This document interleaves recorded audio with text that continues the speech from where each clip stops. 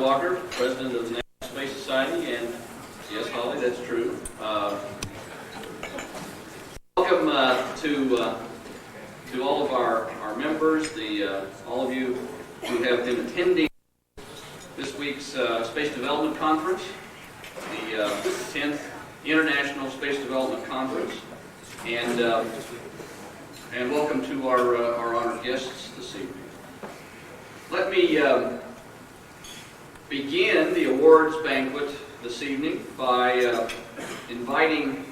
Well, first of all, let me tell you a little bit about the proceedings. We'll have a number of awards: Chapter Awards, Space Pioneer Awards, Heinlein Award, and there'll be a surprise announcement and reading or two here. And we're honored to have a speech tonight by our honorary chair of this year's conference, Dr. Hans Mark. And so to move all that right along, let me begin by reading you a press release. This press release went out just this afternoon from the International Space Development Conference. It read as follows: San Antonio. Today, Dr. William B. Weirin, Executive Vice President of the Space Commerce Corporation, reported that on May 15, 1991, he and Art Dula, President of Space Commerce Corporation, did place in a cylinder a list of the featured speakers and co-sponsors of the 10th International Space Development Conference. This list, taken from the latest ISDC 91 flyer, along with the names of the officers and board members of the National Space Society, is presently in transit to Baikonur at Tyuratam, USSR, Soviet launch facility. It will be placed on the Gorizont communications satellite that is slated for a mid-June 1991 launch to geostationary orbit located 103 degrees east over Singapore.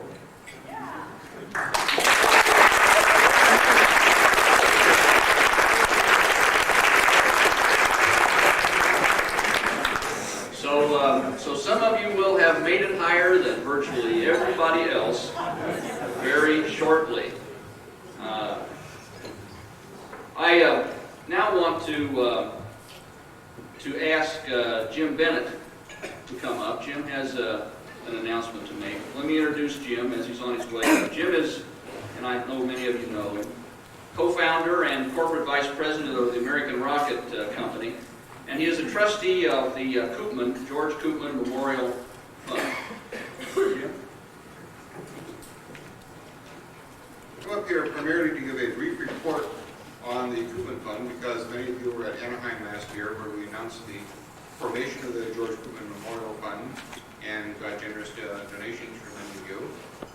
Trustees of the fund, including Margaret Jordan, myself, and Lisa Koopman, George Koopman's oldest daughter, have considered what to do with it and considered the amount.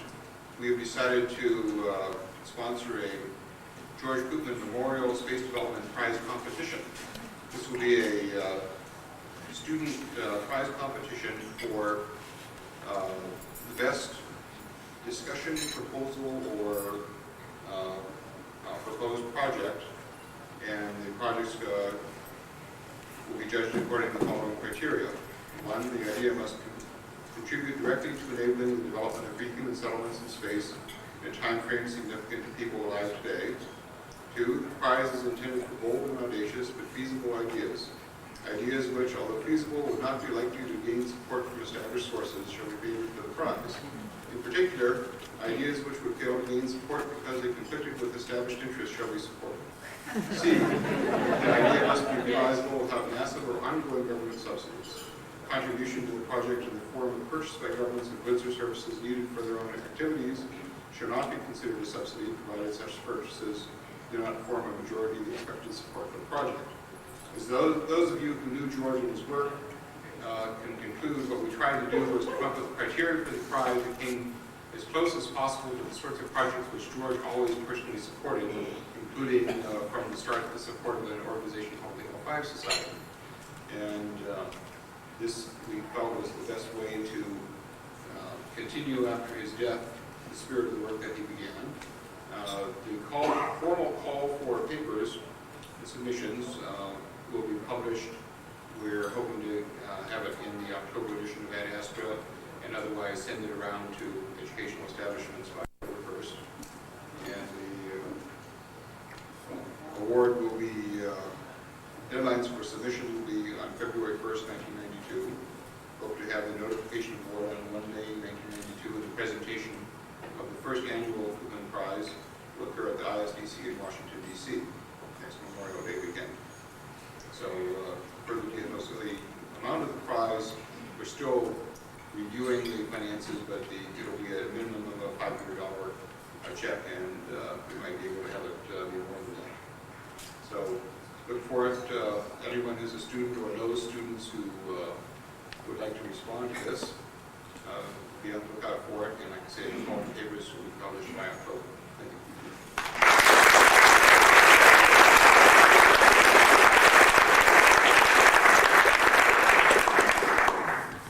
Thanks very much, Jim. I just want to add personally that it was a great loss to all of us, to the space community. I say that the space community, whether they knew it or not, and many did not know and appreciate, of course, the commitment, the devotion to the, nor did many agree with the principles necessarily that George worked toward and worked within. And his loss was a great loss to all of us, and I very much want to personally thank the trustees of the Koopman Memorial Fund, including Jim and Margaret Jordan and others, for their commitment to work with donations that came in George's name to encourage others. Let me go on now to the chapter awards. The chapter awards, we have 3 this evening, and they begin in for the award in the field of membership recruitment. And tonight, this is great. A surprise tonight, and a surprise award winner. Once again, the NSS Western Spaceport for their outstanding recruiting efforts.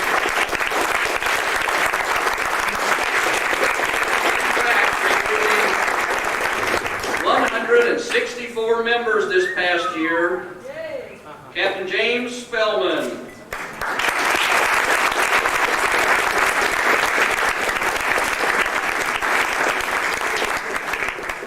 How many years in a row is this now, Jim? I lost count. 3 years in a row. It's a slow year. They're down to 164 in 1 year. You know, there's a recession going on, right? And hard times are upon us.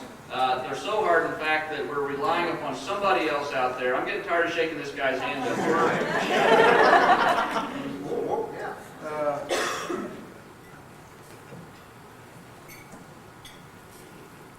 Like I said, last year, and please forgive me because if anybody remembers from Apollo 11, my mind's been doing a lot of 1201 program awards.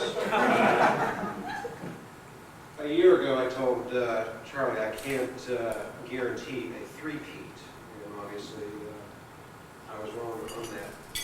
But I'm sure there are quite a few of you out there, and I wouldn't be surprised,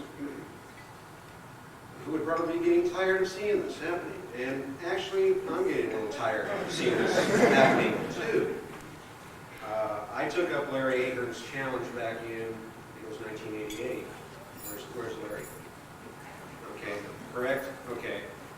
Now, I've offered the challenge twice, and it has yet to be met.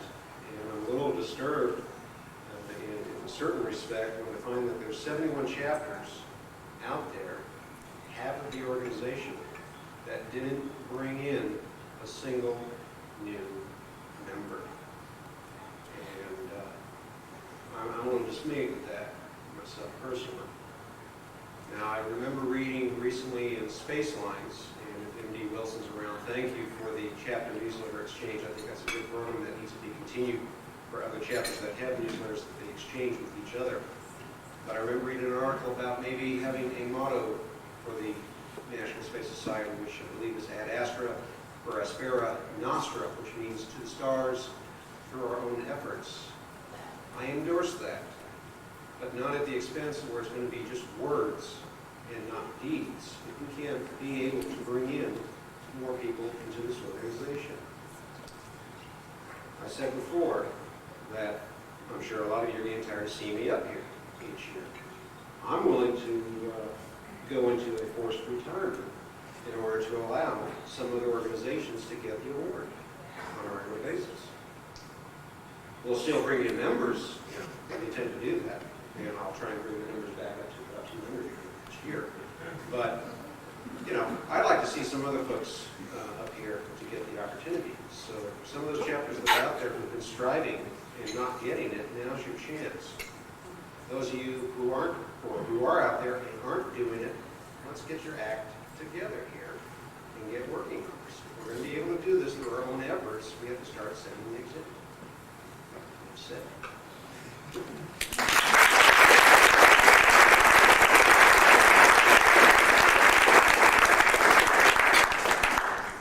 When in an organization like ours, membership is the lifeblood and probably the skeletal structure as well of the organization.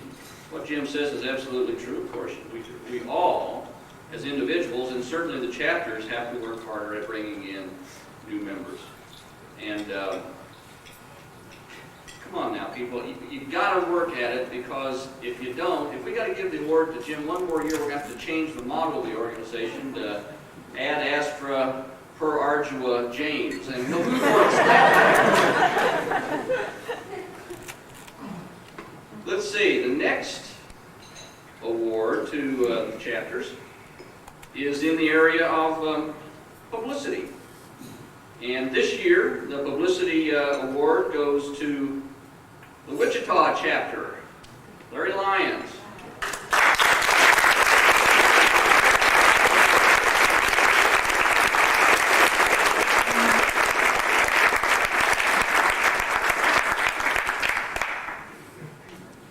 Come on, you did better than you can keep on there.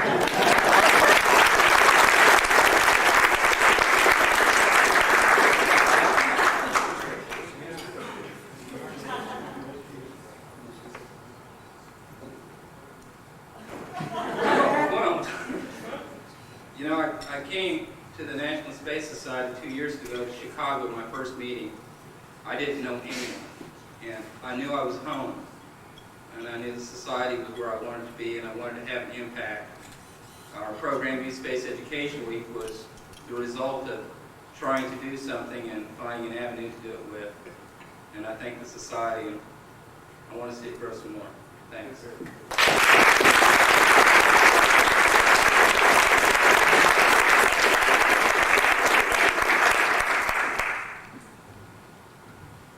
And let me just say, I didn't quite elaborate on, didn't elaborate at all, I will, on the reason why the Wichita chapter received this honor. It's for their work in establishing the Youth Space Development Week. The Wichita chapter was able to have proclamations signed by local government officials, the governor of Kansas, and the President of the United States to establish Youth Space Development Week, an outstanding effort. And the third chapter's award goes to, but first, it's for special merit, in the field of special merit. And the Society is pleased to honor the Oregon L5 chapter for their excellent work on the moon base project. I think we're all familiar with that, as we have tried to publicize that both nationally and certainly locally. The project is funded with, in fact, a NASA grant, which they struggle long and hard to get. Very successful at that, and we honor them for that as well. To investigate the feasibility of using the using lava tubes, with of course the lava tubes in their area as habitats for lunar explorers and lunar settlers. So for Oregon L5, I'd like to invite down Cheryl York and Bryce Walden.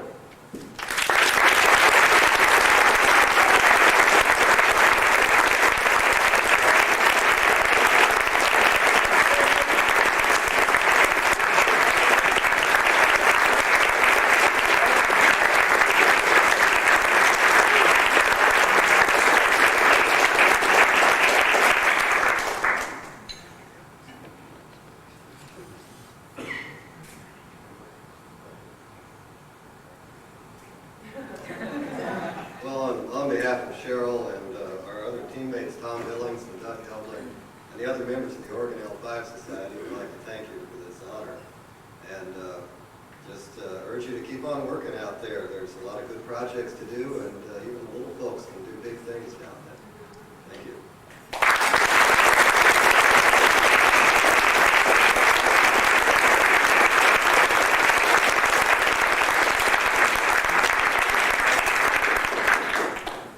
Really, their work, to me, is an outstanding example of what can be done when you've got an idea, you see some possibilities, and you're determined to do it. Because they have worked long and hard on the studies that they're now have underway. And in fact, they gave me inspiration for an idea that I've written to you all about in the President's column at Astra, which is, I guess, generalized as do it yourself. There are so many ideas out there, and there is so much necessity in the way of what must be learned before there is any realistic, certainly any large-scale human settlements off this world. And we've got, as a species, to be about learning those lessons. And our chapter members can start that locally, just as the Oregon L5 has, with projects that you can begin to do yourself and find the resources. And National has programs underway to help you find those resources. Not just necessarily direct hands-on with hardware or with physical phenomena that might apply to lunar or Mars or even asteroidal or colony establishments, but even simulations, software, studies in the hard sciences as well as the soft sciences, lots of things. And I encourage every one of us to think more creatively in that regard and use these folks as the model. They're successful. Now let me now move to out of the awards area for just a second and introduce Mark Hopkins, who will present the Spacecause and Spacepac awards. Mark?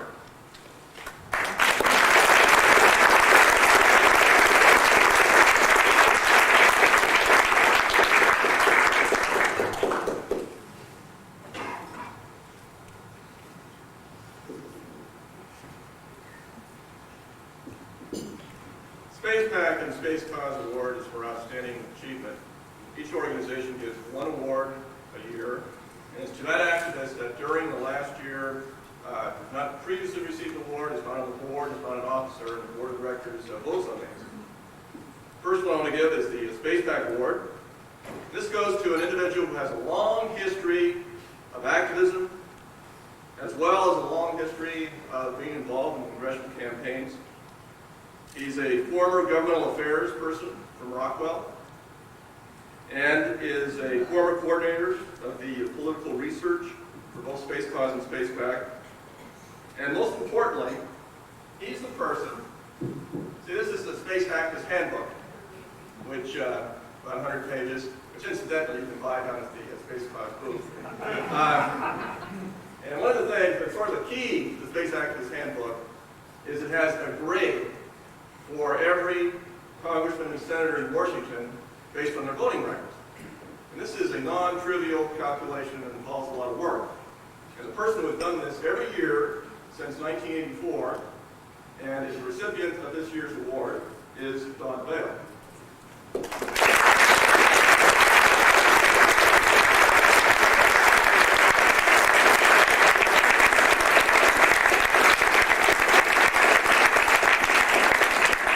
Don swore that he was going to be here tonight. But he's outside. He's outside. Could somebody go get him? Is he outside? Do you see?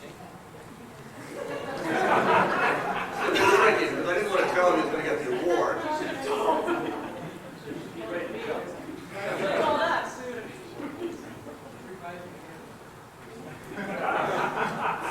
All right.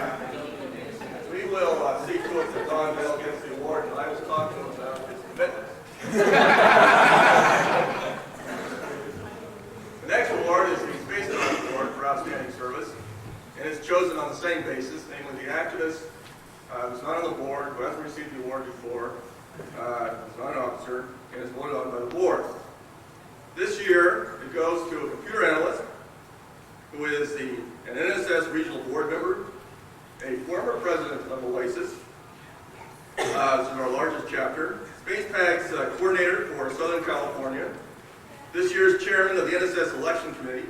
He writes a column which is syndicated in most of the chapter newsletters, and is the Spacecause Director of Communications, and our unofficial photographer. I had a little joke about how he's going to take a picture of Don Bale and then not be able to take a picture of himself, and that's not going to work out. Anyway, it's Craig Clark.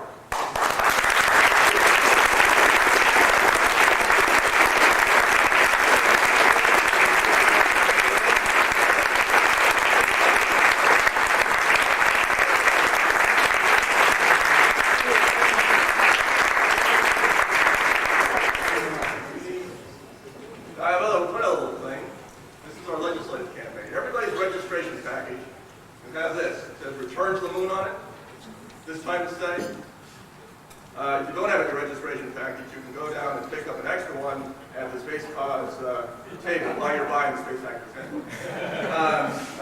And on this, and there's a little thing about this, Rosemary Swift, who was in charge of stuffing all of the registration packages, insisted on having everything by May 1st, which meant that this was produced about April 15th.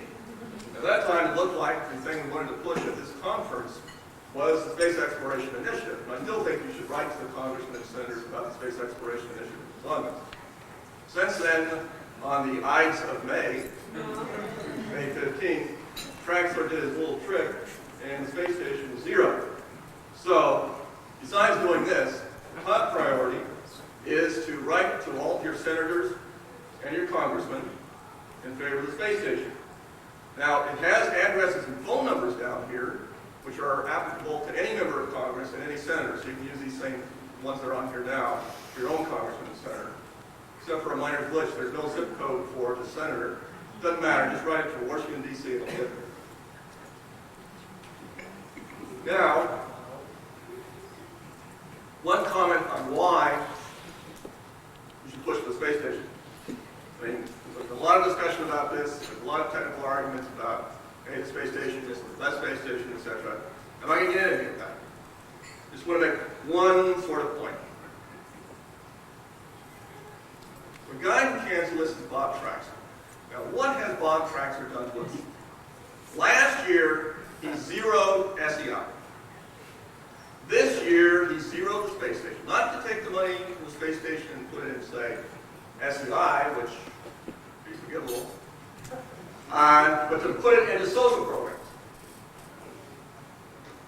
Next year, what is he going to do? This man wants to systematically dismantle the entire manned space flight. Think about the shuttle. If there's no space station, what is the purpose of the shuttle? The program is already politically shaky. What do you think Bob Traxler is going to do next year if he gets away with this? After all, there's $5 billion there, which could be spent. You can spend that an awful lot on social programs. Well, for many years, when we have lobbied in Washington, what we have we've done is we've wrote some letters, made some phone calls, and tried to convince people to do something. And if they didn't do that, our reaction has been, well, next year we'll be more persuasive and we'll write even more phone calls, or more letters, and even more phone calls. This time, I think we should change our tactics. This is a guy who's not a friend of ours. I mean, what is this organization all about? It's about space settlements. It's about creating spacefaring civilization. This guy is an enemy of ours. It is time that we did something to hurt this guy.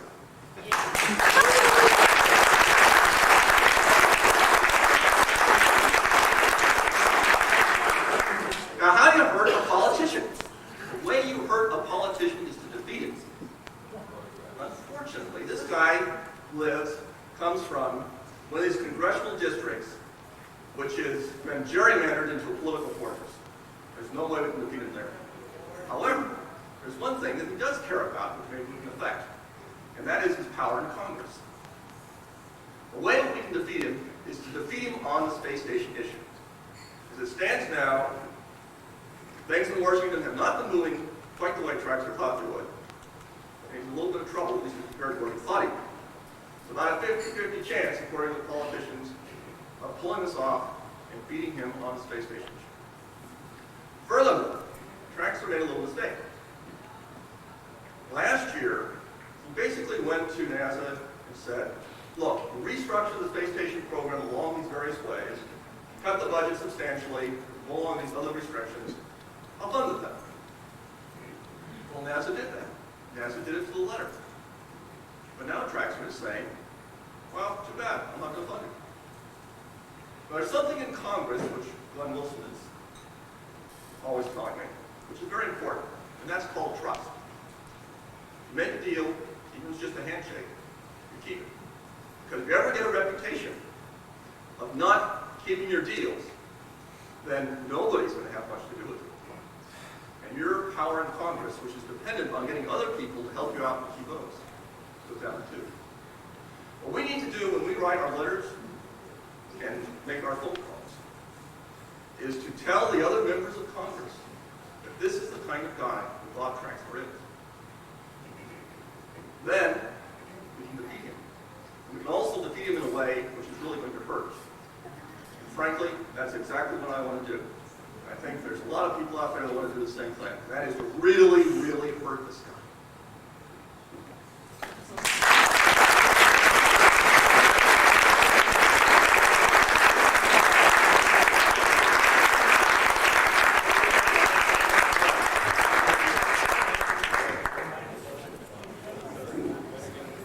I always thought Hopkins was into pain.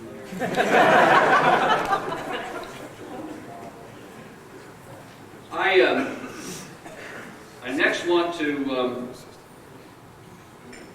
make the Robert A. Heinlein Award. This is the Heinlein Award, and let me just real briefly read you the plaque. The Robert A. Heinlein Memorial Award by the chapters and members of the National Space Society at the 10th International Space Development Conference held in San Antonio, Texas, for lifetime achievement in promoting the goal of a free spacefaring civilization. This year, by your votes, by the membership of the National Space Society's votes, the award goes to Dr. Werner von Braun. And accepting in the memory of and for the family of Dr. von Braun this evening will be Fred Ordway.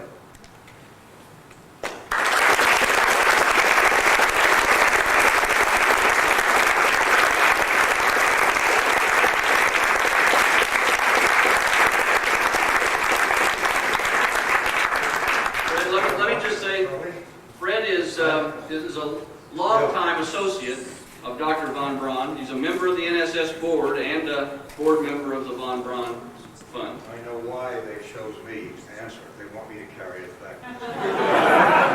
Mrs. von Braun sends her very best wishes to everyone. This weekend, Magnus von Braun, Werner von Braun's brother and family, are visiting Mrs. von Braun in Alexandria. They all send their very best wishes to you and thank you from the bottom of her heart and also kids, Margaret, Iris, and Peter. And I'm greatly honored to receive this on their behalf. Thank you very much.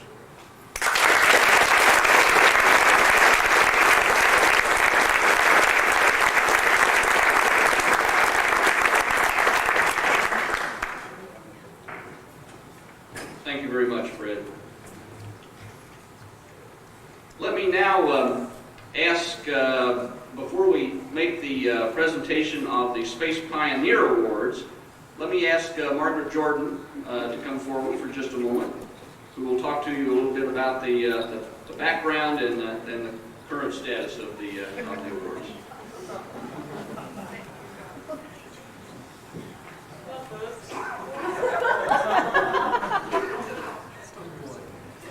Hi there.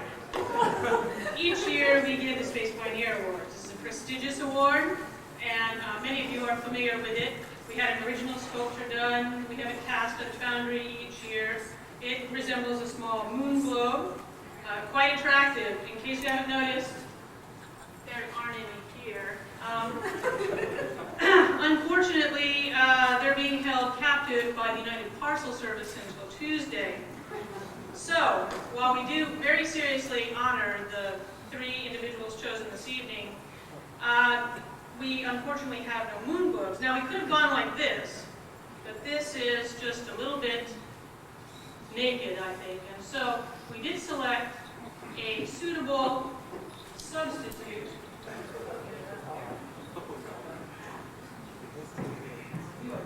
And here they are.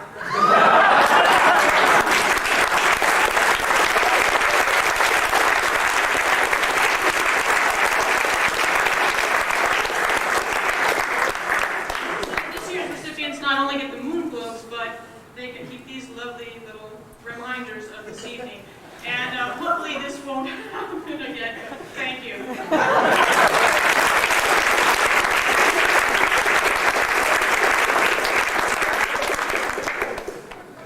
Thank you, Margaret, for the extra effort that went into that. And when Mark Hopkins refines his techniques, we'll next apply them to UPS, okay? First of all, in the area of for space development, our next and first this evening Space Pioneer Award goes to, in the area of space development as a scientist and engineer, a gentleman who is well known to the space development community, having been both a technical contributor and an activist since its earliest days. He helped Jerry O'Neill organize the first space manufacturing conference back in '74. He went to work on the earliest mass drivers. He invented the high-performance thin metal film solar sail, known as the light sail. On the activist side, he lobbied in Washington for solar power satellites and against the Moon Treaty, started a chapter, and has served on the board for many years. But today we honor him for his main technical contribution, founding the field of nanotechnology, also known as molecular manufacturing. Still in the early stages of development, nanotechnology promises to give us thorough, inexpensive control of the structure of material, with revolutionary results for space development. He started this work in '77, and in '83 gave us one of the earliest presentations of these ideas at an L5 conference. Since that time, we've watched his projections become reality, from the construction of large designer molecules to the manipulation of individual atoms, in fact. He continues to lead this field, which has recently seen large funding commitments in Japan. He is also leading the effort to get this work funded in the U.S. and has inspired the founding of a new National Space Society chapter for this very purpose. Because of his involvement with the NSS, we can expect space applications to be among the first uses of this important technology. With it, we are sure we're going to reach our goal of a space-based civilization, a spacefaring civilization. May I present to you Space Pioneer Award winner for space development, Eric Drexler.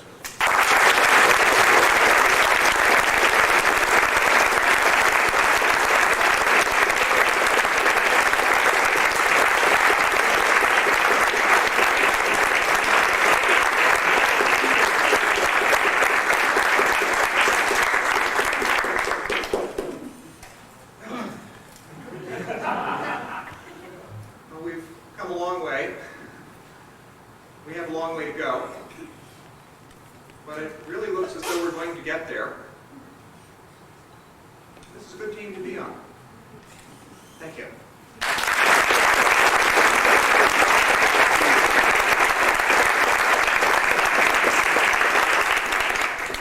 By Jove.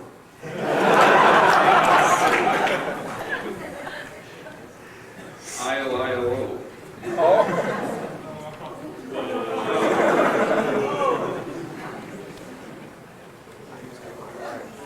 Okay, let's see. The next Space Pioneer Award is in the area of public awareness. Specifically, the generalized categories that are applicable here are art, media, politics, and education. One group has done a great deal to promote women into the fields that we are concerned with, largely through educational activities. The group is Women in Aerospace. Women in Aerospace was founded only 6 years ago, but has already generated enormous respect in the community. Through hundreds of members all over the United States, the group sponsors career days to bring women into the jobs that will get us all into space. Women in Aerospace is also a coordinating sponsor of the Congressional Medal of Honor, a position that says a great deal about the professionalism and significance that the group has shown. I want to present this Space Pioneer Award to Linda Strine, the President of Women in Aerospace.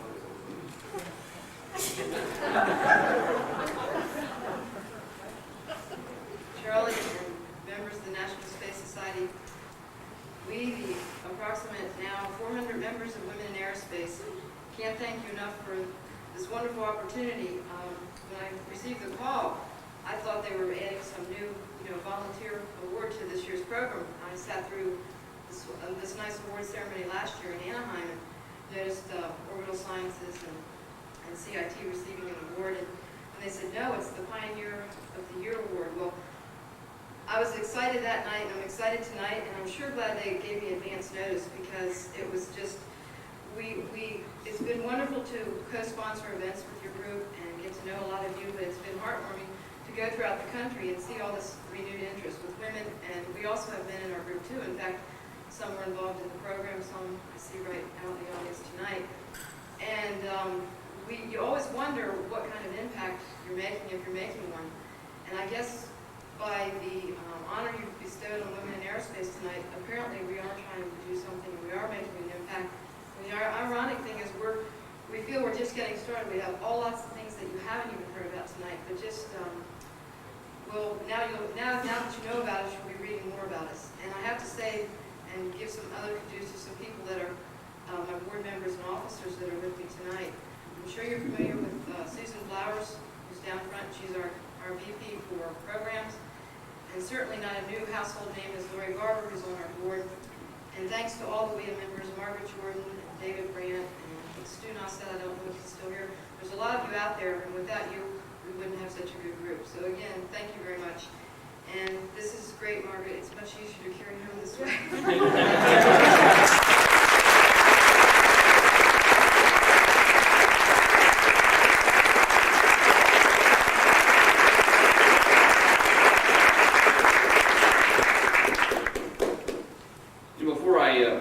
Before I make the last Space Pioneer Award this evening, I want to interject a note of thanks. You know, here I am, the president of this organization, and you've probably all seen me flitting here and there, and in this session and that session, and all day there was a board of directors meeting today, and there's not enough time to do any particular thing.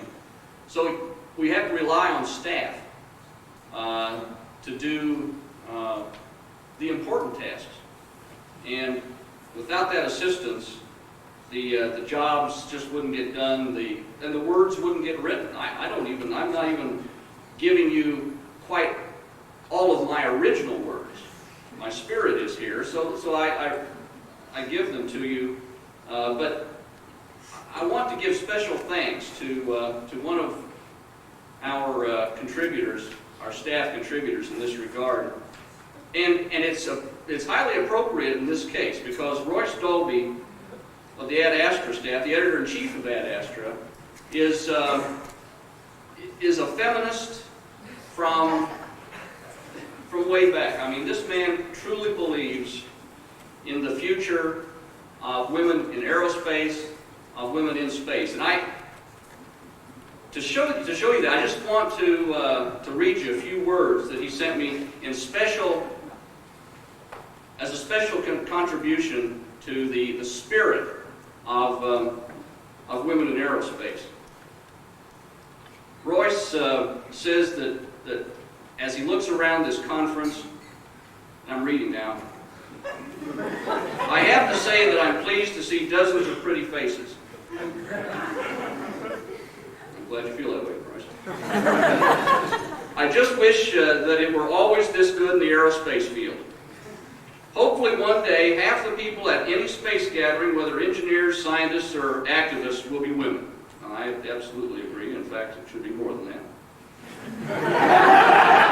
But Royce goes on to say that he knows a lot of lonely men who are counting on that. And especially in the case of tonight's award, Royce says that he feels that for strong dedication in an area that is a vital need, that the women in aerospace, not just the organization, but the idea of women, as well as men participating in space program is vitally important. He goes on to say that in that vein, after all, what fun would a space colony be if it only had men? Royce, right on, right on.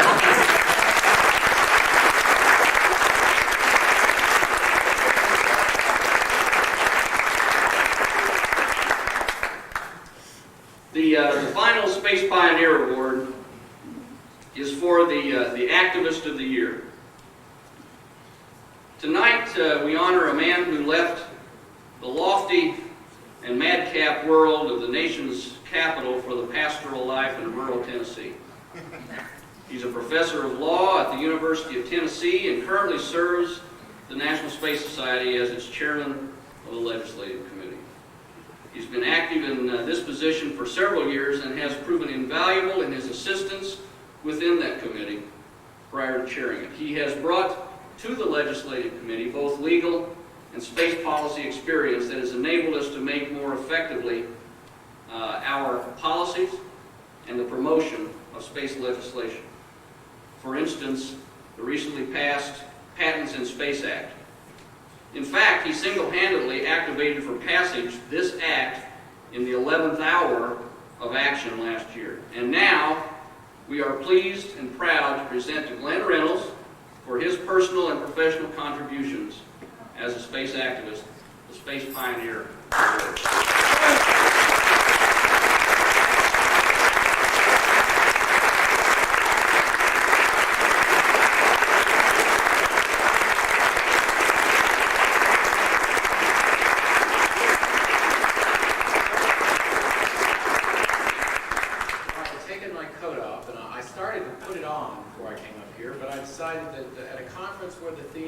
call to action, it's appropriate to have your sleeves rolled up. And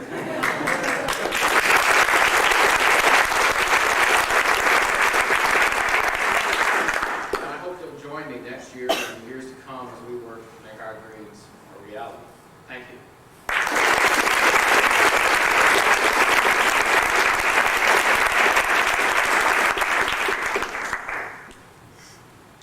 And now, I want to hear, and I want all of you to hear, a presentation by Dr. Lauri Rohn, chairman of the 92 Space Development Conference, a presentation on that conference. Lauri, please come forward.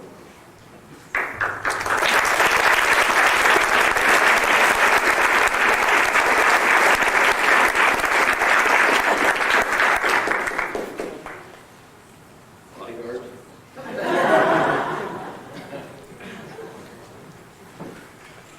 Thank you. Actually, I had a very nice y'all come speech set to go tonight, but I think I'm going to have to save that for another time because we had a very nice surprise workout. We've had some people who actually, Texas is their home state, and they've come back to visit and agreed to be with us for a couple minutes. So Randy, if you will. Madam Speaker and members of society, the President of the United States.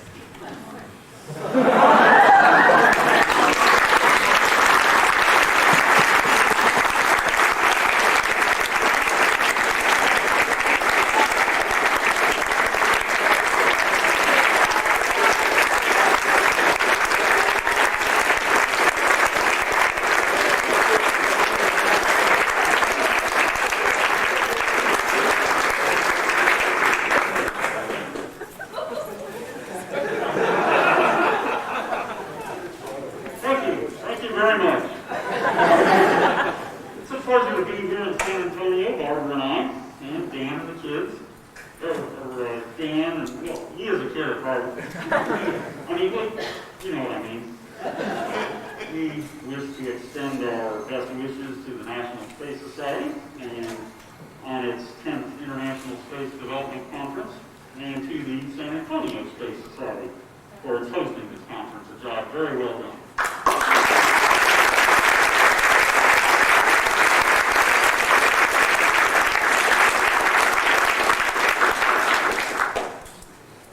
And I'd also like to extend my appreciation to all of you spacers for your support for the Space Station Freedom Project. I know we've been having a tough time back there in Washington, up there on the Hill. I know Washington very well. Sometimes I even let Dan drive me around. Speaking of Vice President Quest, he's the guy in charge of NASA, and some people have said that's the most expensive babysitter service in the country, but that's not really true.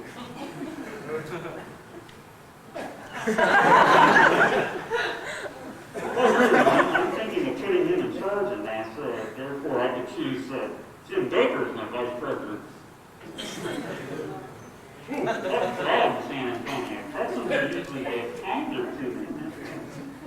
But seriously, I'm really in favor of NASA, and now that I've taken care of 7 things, I'm going to focus on freedom, Space Station freedom. And now Barbara has a few words.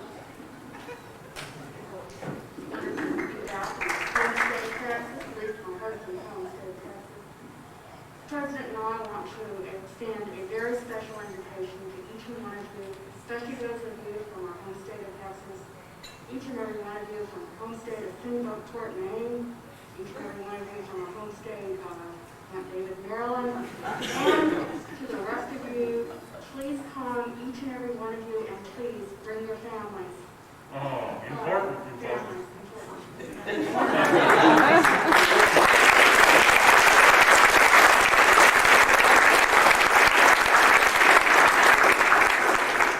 Education, important.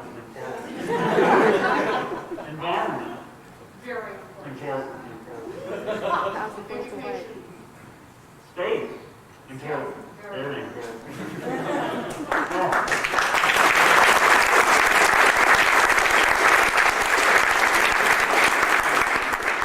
Well, it's so kind of all of you showing up here tonight to honor And with that, we'd just like to say that we really look forward to seeing you in Washington. And until next year, enjoy and continue to support the Space Station Freedom Project and all your favorite space projects.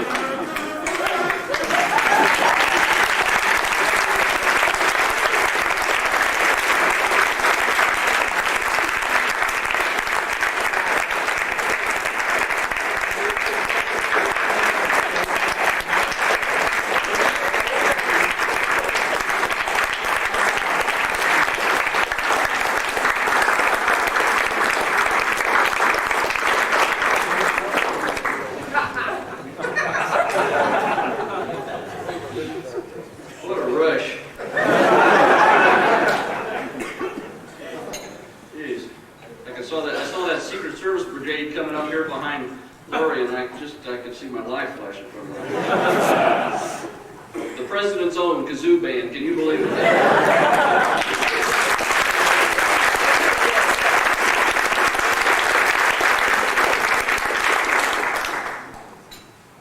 I'm going, I don't know about you.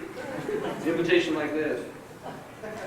Well, let me now extend the sincerest thanks to the people that have put on this event for us this week. Outstanding event. I believe you'll agree with me in that regard. And let me have all the volunteers stand, because I want to recognize everybody, and I think everybody should be recognized for their assistance in this tremendous conference this year. First of all, let me start with Carol Redfield and her husband Josiah.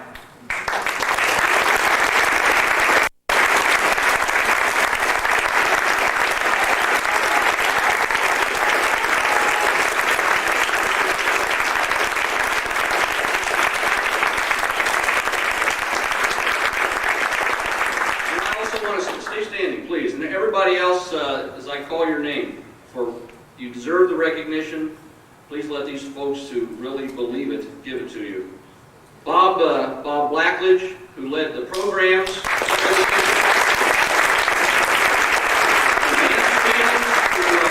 conducted child care.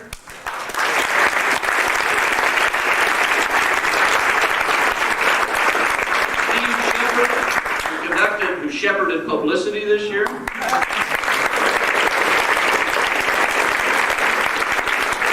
John Bachelari, who steered the volunteers.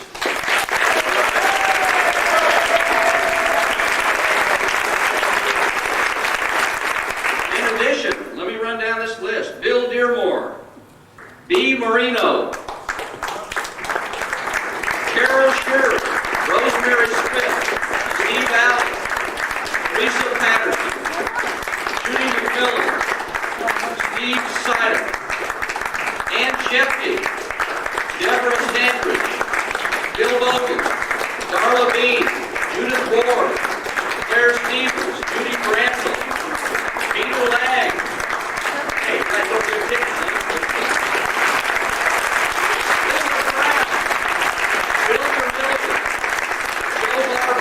Cliff Gully, Anna Garza, Tom Huffman, Mary Holland, Randy Williams, Robert Luckart,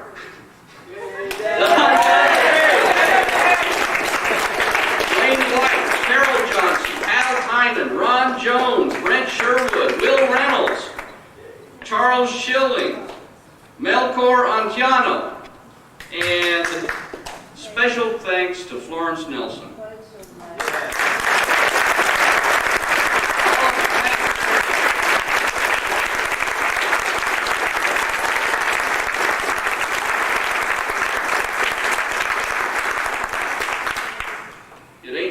Job. There was a lot of people that put in a lot of time in order to make it the quality event that it was. And this organization has come, these organizations that came together to make this organization, the National Space Society, have put on 10 of these now. And they get better every year.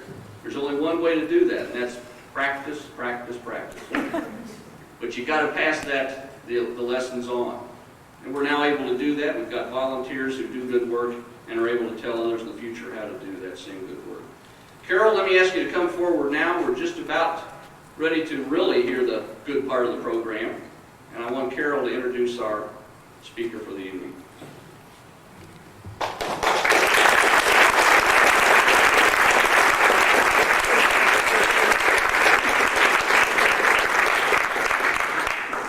been a long 3 years, really. And I can't remember the first meeting that we had, maybe 2 years ago? At least 2 years ago. Joe and I went to Austin to meet with Dr. Hans Mark and invite him to be honorary chair. And he said yes. He is Chancellor of the University of Texas System and honorary chair of our conference. He was particularly instrumental in putting together our list of VIP speakers. He wrote about 12 or 14 letters, and well over half of them said that they would be here. So, pretty good record. Says something about your relationship with them, I think. Hans is a distinguished nuclear physicist, an experienced faculty member and administrator. He heads one of the largest university systems in the United States, with a total enrollment exceeding 150,000 students. Dr. Mark played a pioneering role in the study of X-rays from stars and did early work with what were later identified as black holes. From 1977 to 1979, he was Undersecretary of the U.S. Air Force and was named Secretary of the Air Force by President Jimmy Carter in 1979. From 1969 to 1977, he was Director of the NASA Ames Research Center.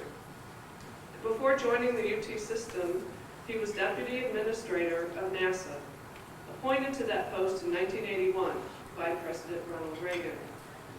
Dr. Mark will speak this evening about a trip to Mars called the Mark Plan. Please welcome Hans Mark.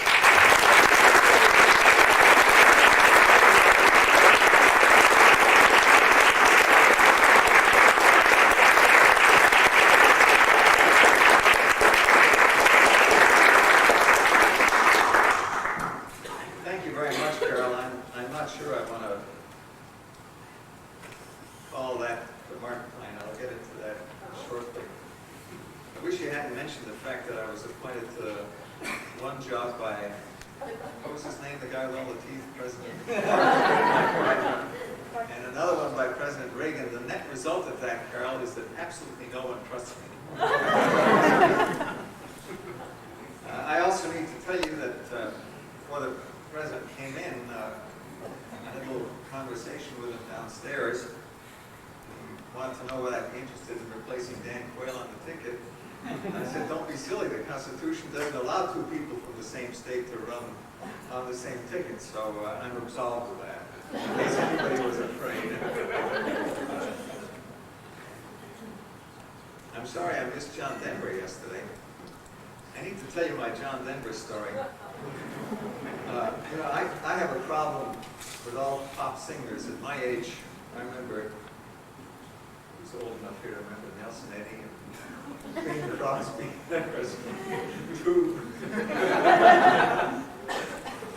John wanted to fly on the shuttle.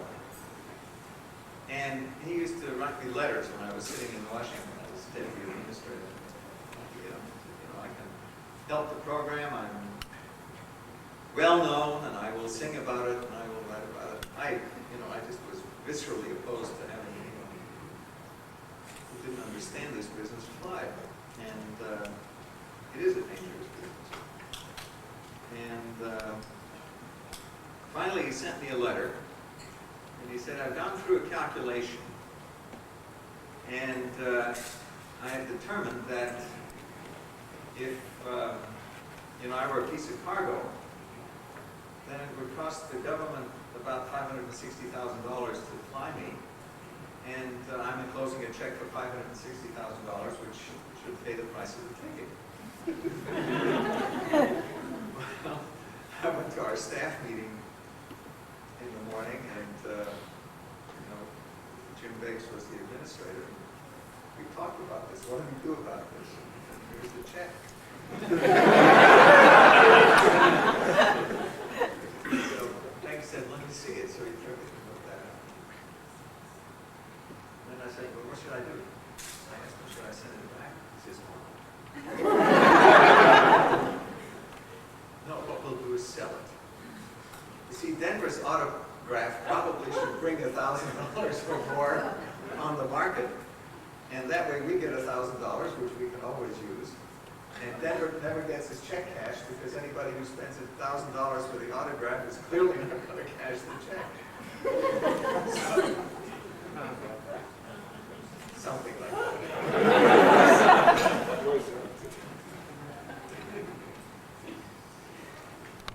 I much appreciate the opportunity to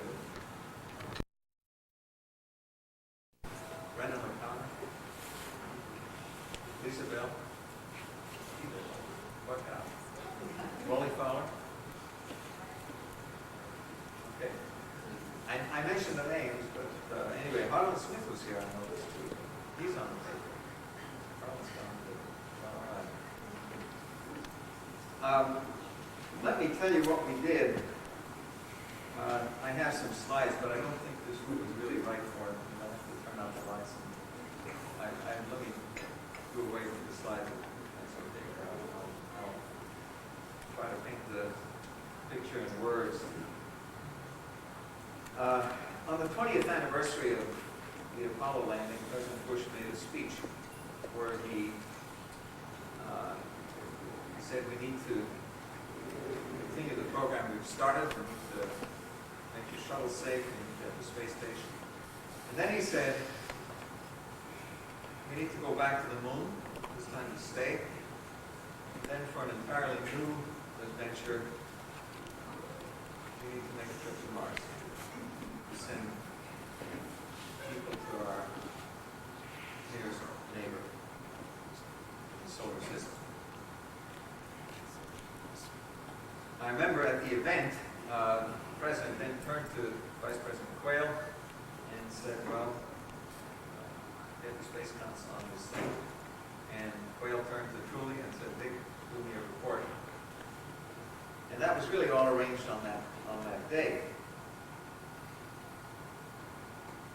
You all know that NASA turned in a report. The report essentially said, well, it presented 4 or 5 different program plans, but what it essentially said is that we can't really get to Mars before the second decade of the next century, and probably at the tail end of that decade. And my own interpretation when I read that report, and I read it very carefully, was that if I was sitting on the White House staff and I got an answer back of this kind, I would interpret it simply by saying, well, sorry, boss, we can't do it. I think that the 90-day study had such a conservative approach to the question of how we will take this next step of sending people out into the solar system, that my interpretation is that the political folks basically lost interest after that. I think that was confirmed when the President made his speech in May of 1990 of last year, where you remember he said, well, we're going to go to Mars, and he said, I'm going to do it on that schedule that NASA gave me before the 50th anniversary of the Apollo landing. And then Mr. Traxler, your friend, zeroed it out. But let me tell you, I didn't blame him, because you're going to do something 30 years from now. It's very hard to persuade political people that you need money next year. So I think the fact that SDI got zero last year was our fault all the time. So that's my interpretation. given that situation, we decided at the university in our Department of Aerospace Engineering to put together a group of students and try to see if we could not respond to the President's initiative in such a way that we could really do this job by the end of this century or just shortly thereafter. We decided to do it using entirely the methodology of the NASA programs that we developed over the years, the mission analysis and the programs that you, Charlie, are so familiar with, and flown, having been there yourself. So that they're good, hard, technical numbers. All we did was to change the inputs, to change the assumptions. And the point was, of course, that when you change the ground rules, when you change the assumptions that you put in, we came to the conclusion that we could indeed get people to Mars sometime around the year 2003 or 2004, and that we could do it for a reasonable budget. I want to briefly outline the plan that we came to and tell you that this will be published, it's going to be published in 3 different places this summer. Aerospace America is going to put out a shortened version in July, and then Spacecraft and Rockets, I guess, will put out the full paper, and the Germans are going to publish it too, so you'll all have a chance to go over the numbers yourself. Let me talk about the ground rules and the assumptions that we've made. And in developing any program, let me emphasize that it is terribly important to have crystal clear objectives. One of the troubles with the 90-day study was that it had so many different objectives that it became diffuse. We had only 3 objectives. One was that we would fulfill the President's charge to the letter. We would go back to the moon, and then we would go on to Mars. A lot of people argue, well, we don't really need to go to the moon, or we really don't need to go to Mars. Believe me, when you are lucky enough to have a major political figure, like the President of the United States, say, go do something, please don't argue with it.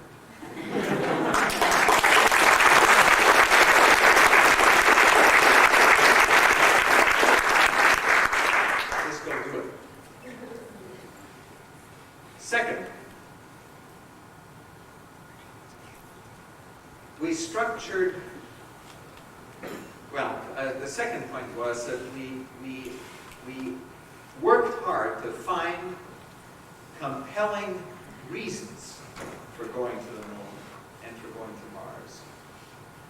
And you have to have these compelling reasons, recognizing that even in the most optimistic case, this program would pass the end of the Bush administration. And so these reasons have to carry you over into the next administration. In one administration, you can do things because the President wants to do it. The next one, you have to have compelling reasons.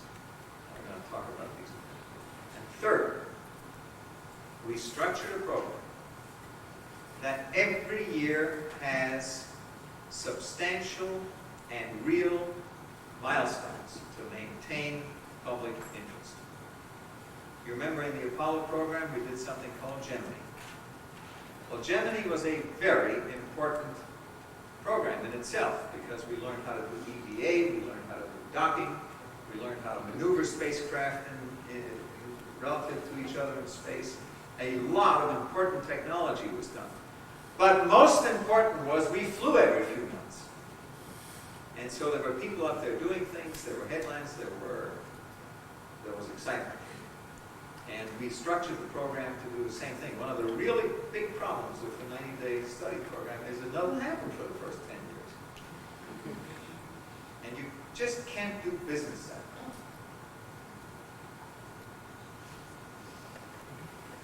Now, let me talk a little bit about the compelling reasons for going to the moon. It was mentioned, I think, by someone earlier today. I think it was, in fact, one of our students, Brendan O'Connor, gave a paper, which I listened to, where he talked about the question of finding water on the moon. If you can find water on the moon, or ice, which is what it would be, then the moon becomes a cosmic gas station, and it becomes very much easier to go to other places in the solar system. It's interesting that as a result of the comet missions we did some years ago, there's not good reason to believe that there might be ice on the moon. You know, Carl Sagan and his group did that calculation about a year ago. It was published in Science, I think, where they showed that if you look at the amount of water on the Earth, you can explain almost all of it as the result of early bombardment by comets, by these icy mud balls. Well, if there is bombardment of the Earth by comets, they must have hit the moon. Jim Arnold did a calculation, and he figures there might be up to 10 to the 9th or 10 to the 10th metric tons of ice on the moon. And so going to look for ice is clearly important. The problem is that you won't find it spread around, because if it really is due to cometary bombardment, the mechanism on the moon is much different. On the Earth, the comet comes in, gets melted in the upper atmosphere, and then does what that event in Siberia did in 1900, remember, creates a big shock wave, but nothing else. There's no crater. On the moon, on the other hand, of course, you would have an impact crater, and so what you have to do is you have to go to impact craters that look promising, and then you have to dig 100, 200 feet down with a sounding device to see whether there is a block of ice underneath that crater. And those are calculations that you can make, and you can estimate how deep the ice would be. So our essential reason for going to the moon is to see whether it's a source of fuel. The compelling reason for going to Mars is really the same reason that we had for doing Viking, and that is to look for evidence of biological activity. Now you say, well, Viking gave us negative results. What makes you believe that you're going to find anything if you send people? And the answer is that I think in Viking we asked the wrong question. I was very heavily involved in that program because Ames had the job of building the life detection package. The fact is that what we did learn in Viking is that conditions on Mars 3 billion years ago, or 3.5 billion years ago, were very similar to conditions on the Earth. We deduced that by looking at the nitrogen-14 to nitrogen-15 ratio in the atmosphere, and then calculated back what the atmosphere must have looked like because of the differential rates of diffusion. And when you do all that, you come to the conclusion that liquid water, in fact, did exist on Mars, and that the temperatures were not much different from what they were here. That liquid water was there is pretty clear also from the orbiter pictures of the riverbeds, the dry lake beds that we now know exist on that planet. In short, instead of looking for present evidence of biological activity, what we need to do is to look for past evidence. We need to do the same work, in other words, that Bill Schopp and Professor Barkhorn and others have done on the Earth, which is to go look for old rocks and cut them open and see if there are fossil remains. What makes it very likely that we might find something, I think, is that if you do that on Earth, then the oldest rocks that you can find are about 3.5 billion years old. They were formed about 1 billion years after the formation of the Earth. And by God, when you cut those rocks open, you do in fact find, in many of them, fossil remains of blue-green algae and unicellular animals. So the biochemical processes that led to the formation of DNA, for example, and various proteins, originated in that first 1 billion years of the existence of the solar system. And so if it happened on Earth, it probably happened on Mars. And that's the reason, in my judgment, the compelling reason for going back. It's also important, ladies and gentlemen, to have compelling reasons that require the presence of people. You do not want to get into the argument as to whether you can do something better with machines or not. You know, the truth is that there is merit on both sides of that argument, but if you fix an objective that requires people, then the argument becomes irrelevant. In both cases, we have selected objectives, we have selected compelling reasons for going that require people. You must have the judgment to pick the right crater, you must go and dig under it. You can't do that with a machine. In the case of Mars, you need the judgment of folks to go up there and look at the right box. And so we thought it was very important to develop these reasons before we did anything else. And so that is, we think, important. Second, the milestones. You've got to have milestones. And the milestones have to do with the technology that you apply. Let me now get to the second point of what you have to do when you structure a program. One of the problems with the 90-day study is that it was open-ended. There were no, or very few, programmatic or engineering constraints. If you want to propose a program that people will buy and that you can actually execute, then you must, at the very beginning, put limits on what you're going to do.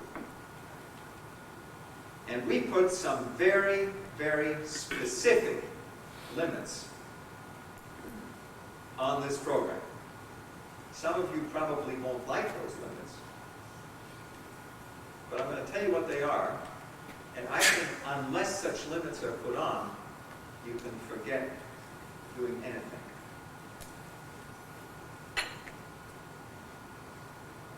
The first constraint is that we will not do any robotic precursor missions.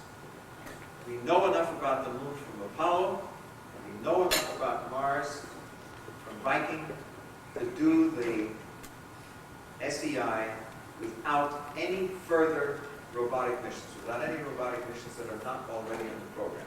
The Mars orbiter, you know, is in the program, and that is an important part of the SEI, but you don't need to do anything else.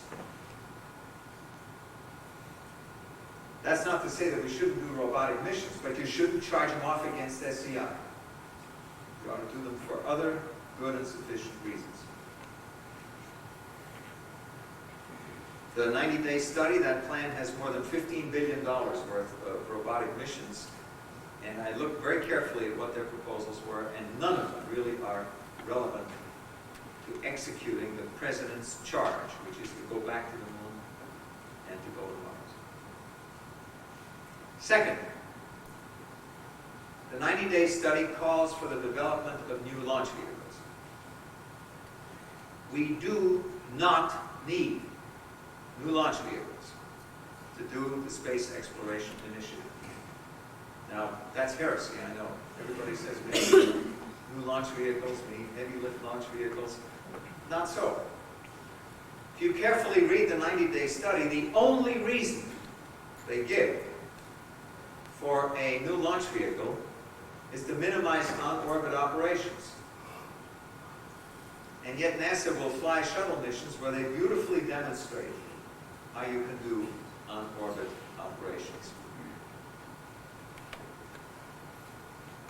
We calculate that in order to execute the Mars mission with a trip to the moon to look for water, we need about 21 shuttle flights and about 54 launches of Titan IVs, existing launch vehicles. You got a little bureaucratic problem to solve to get NASA to use the Titan IV, but that's the way you should do it. You do not need new launch vehicles. So that's a major constraint on the program. And finally, the last constraint is that we use no new technology except that which is already on the books for Space Station Freedom, and that technology is primarily in the area of life support. Okay. Those then are the constraints. I've told you the objectives. let me very quickly outline the program.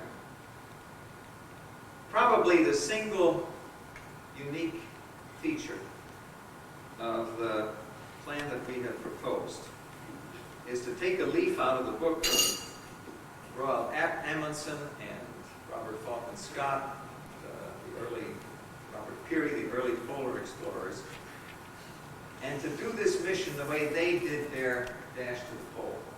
You remember how that worked? They sent out a team, establish a supply base, then the team would come back. Then they'd send out the next team, which would take a little from that supply base and establish another one, and so on. And then there was the final dash to the pole, which was always done with 2 or 3 people and sled dogs, and they fed themselves from the supply depots along the way.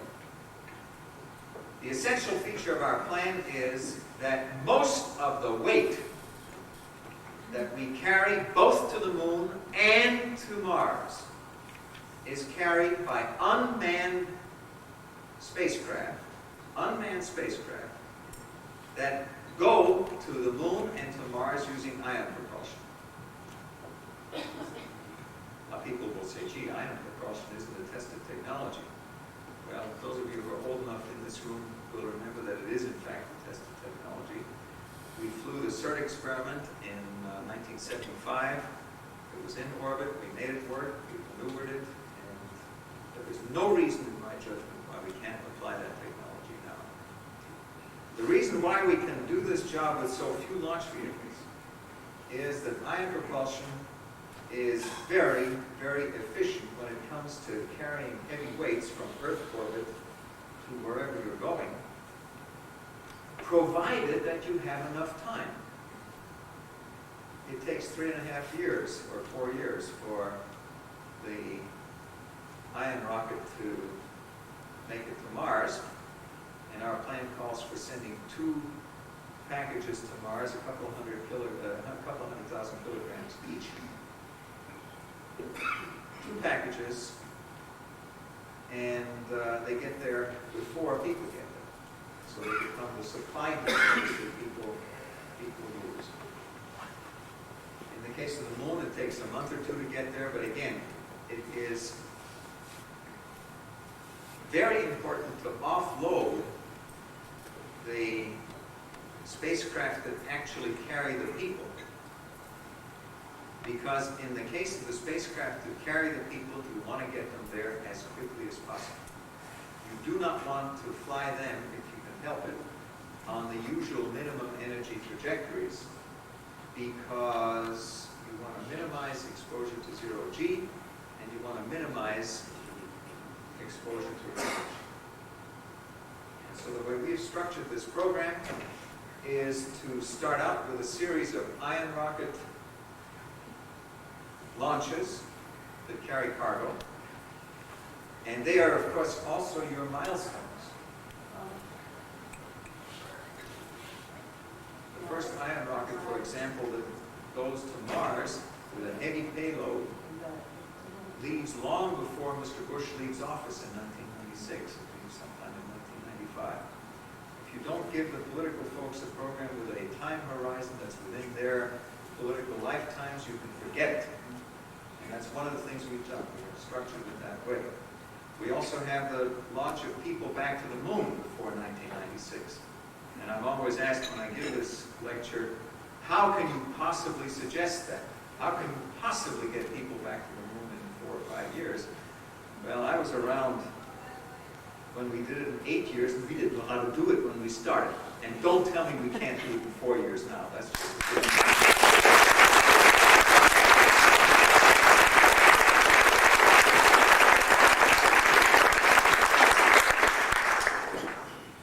anyway, the plan then calls for starting with ion rocket tests in Earth orbit.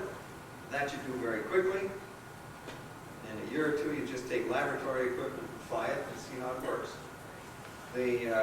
You then do the unmanned cargo missions. You then go back to the moon and look for ice. If you find it, then everything happens from lunar orbit from then on. If you don't find it, you come back and everything happens. The Mars trip happens from Earth orbit.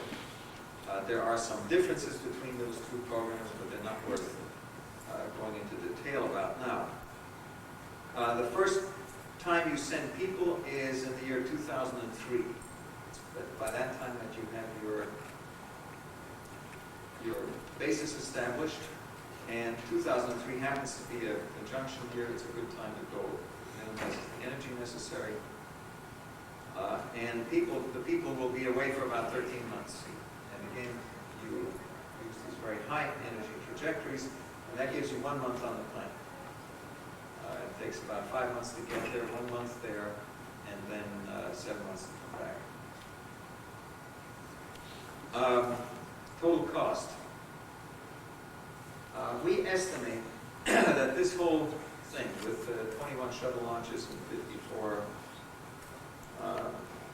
Titan IVs costs about $125 billion, and the peak year funding would be 1997 with about $20 billion. Again, people say, how can you possibly propose that? That's much too much. I remind them that the peak year funding that NASA ever had was in 1967, when we had a funding of $6.5 billion. $6.5 billion translated into 1991 dollars is $25 billion. It's about $5 billion more than the peak funding that we would suggest for this program. And the $125 billion for the whole thing is roughly equivalent to what Apollo cost 2 decades ago. So basically the proposal to do this, because of the new technology we have, because of the things we've learned, is no more expensive, relatively speaking, to our GNP and to the other measures that are really important than Apollo was in the 1960s. I can tell you that we've had a good time formulating this program, and we've certainly enjoyed talking to people about it and getting criticized on it. I'm always asked at the end, what is the likelihood that we'll actually ever get to do it? And I don't know the answer to that question, because that depends on the people sitting in this room.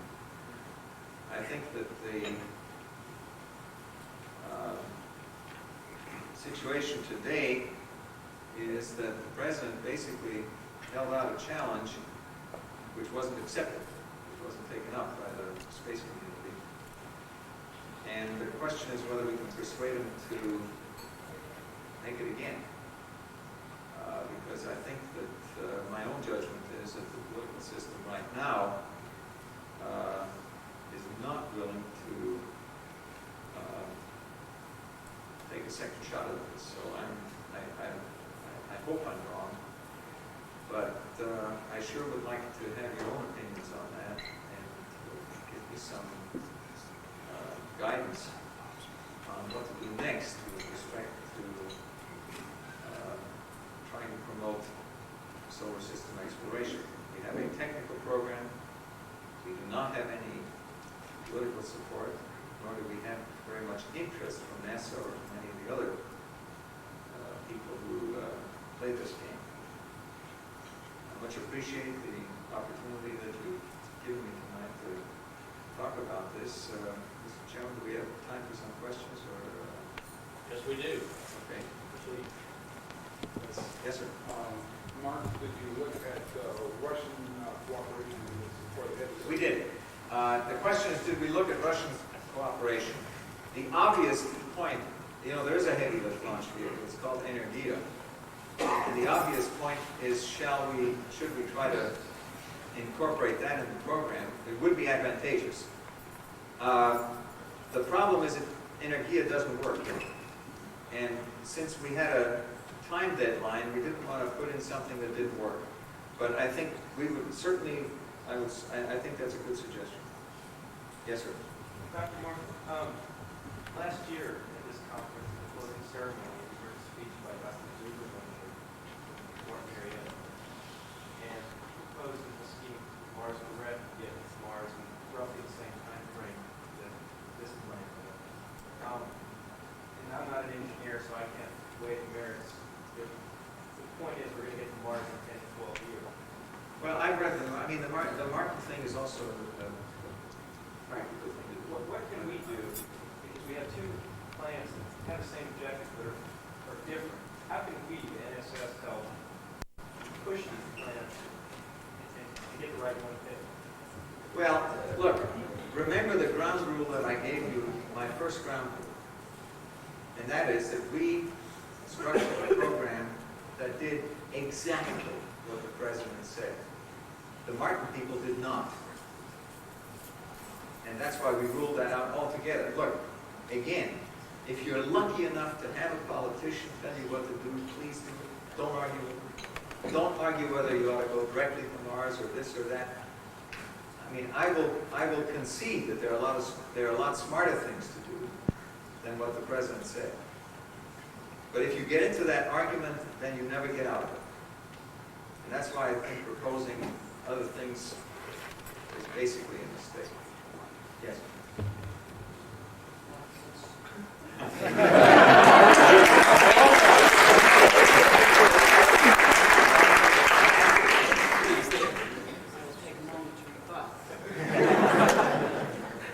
First of all, okay, your program does not accomplish what the president said to do. Because the president said, return to the moon, and this time to stay. That is what the president said, and that is one of the most important features of the program. Now, if in conducting each and every lunar mission, your requirement is to carry out a sequence of shuttle and Titan launches, roughly equivalent to that which is involved in constructing a space station over a decade, okay, you have absolutely zero capacity to maintain a sustained presence on the moon. Your program does not allow a sustained presence. Your program is what might be called a heroic effort to accomplish a single mission. What we've seen, the major flaw of the space station program, as currently conceived, is the launch sequence. If the space station program had been structured along similar thinking to Skylab, which is to say, a heavy-lift vehicle which put up a substantial space station with a single launch, they would not be in the bag they are today, which is basically stuck with the program which is on the verge of being untenable. Okay? Now, your program would give us the same problem to conduct each and every mission to the moon or Mars. And that is why your program is inadequate. Now, there's other reasons why your program is inadequate as well. I don't want to go too far afield. Okay? It is certainly the case that putting together a heavy-lift vehicle, okay, can be done in a much shorter amount of time than verifying ion propulsion for interplanetary transfer of large cargoes. We have never even used ion propulsion to transfer a satellite to GEO. You're talking about using ion propulsion to transfer cargoes massing in the, I don't know exactly what the consignments are, but they're obviously in the 50-ton class type object, all the way on to Mars. You're talking about, to do that, it requires megawatts of power. The most power I think there's ever been on a spacecraft is about 10 kilowatts. So you're basically talking about increasing the power limit. No, it's not megawatts. What? 250 kilowatts. 250 kilowatts. So you're really talking about We're increasing talking the about solar electric. All right. So you're really talking about increasing the existing state-of-the-art of space power by a factor of 25. Be a minor thing to do, as opposed to. Okay, I'll start.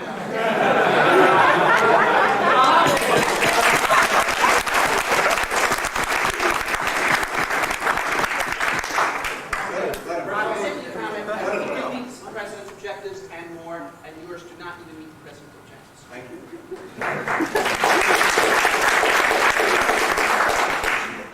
I so much love this debate because I thoroughly enjoyed your presentation last year and this year.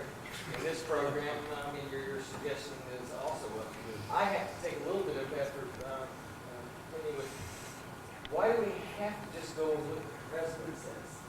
That seems to me a bit of an issue. I mean, if the president is the person that says go with it, yes, but can we not affect policy in a way that says, you know, is Mars going to be another Apollo, or can we create... You can get into endless discussions and arguments, but I think it's a waste of time. Guys, yours, yes. Wait, let me get some people that have talked to. I'd like to turn the previous question around, which is, without getting into the technical merits of either proposal, both you and Mr. Zubrin have come up with things that look a lot faster and better and cheaper than the 90-day plan. And I wonder, have you talked to the President about this? And in light of the 90-day plan, do you think it's possible that NASA doesn't really want to go to Mars? No, I mean that very seriously. People on the Hill have told me they think the 90-day plan was put together to poison the debate and kill any possibility of a Mars mission. Do you believe that? No, I don't believe that. Having lived in the bureaucracy, I think it was put together without thinking very much about it.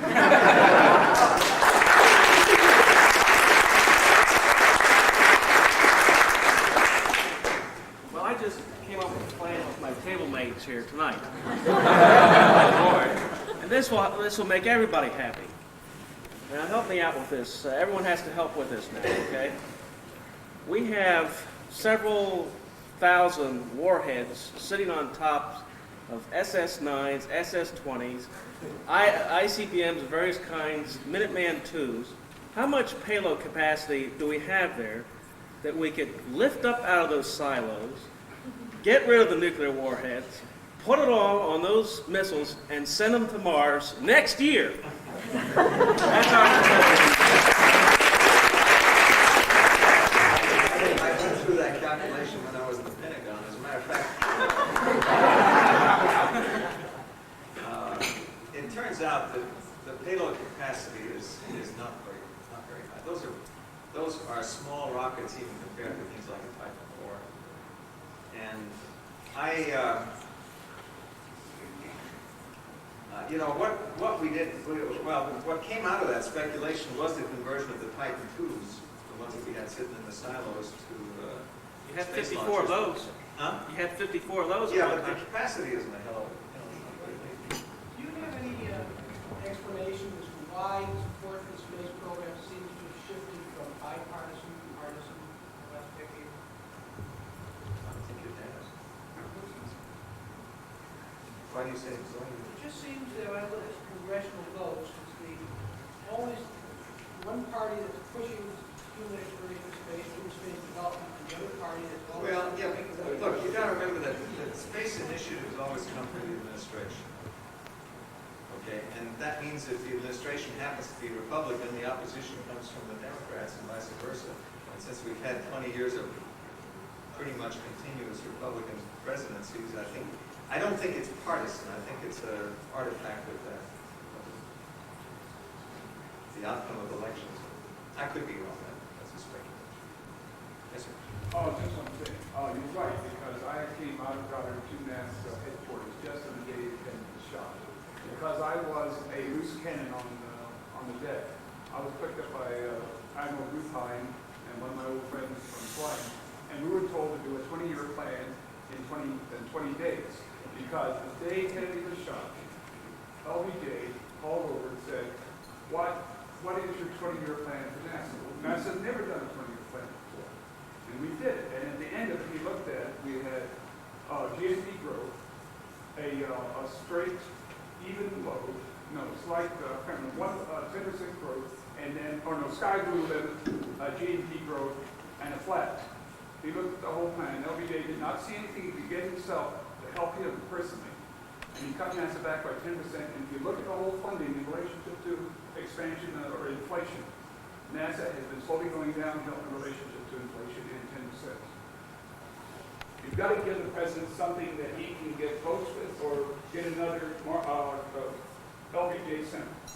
That kind of thing. Those kind of plums. That's how you got to be why you've got to be vice president. He said, give me Houston for a manned space flight. It should have been supposed to be in Goddard. We had to tear up the cables and run it down to Texas. Yeah, right. I don't think anybody ever won or lost an election on what happens in the space program. I mean, I'd have to. The space program is the president's own baby, and I think that's why I put such emphasis on President Bush's initiative, because I think he really was at one point interested in doing something. But then, you also have to remember that the guy sitting in that chair is just overwhelmed with things every day. And if you don't pick something up, it disappears. So, other things start grabbing his attention. One more and then we can, yes, what's the table, what does the table say now? Okay, well, how about this? Instead of throwing away the nuclear warheads, we throw away the rockets. We take the nuclear warheads and either A, revive Project Orion and blast ourselves to Mars. I rest my case. We're poison, because believe me, outside is full of radiation. They can't say we're polluting space, what some people say. And that's the best way of getting off the planet, because that stuff will kill you if you leave it here on Earth. You're certainly not going to destroy it here. Very good. That is the final word, right? Freeman Dyson will like it. Take care.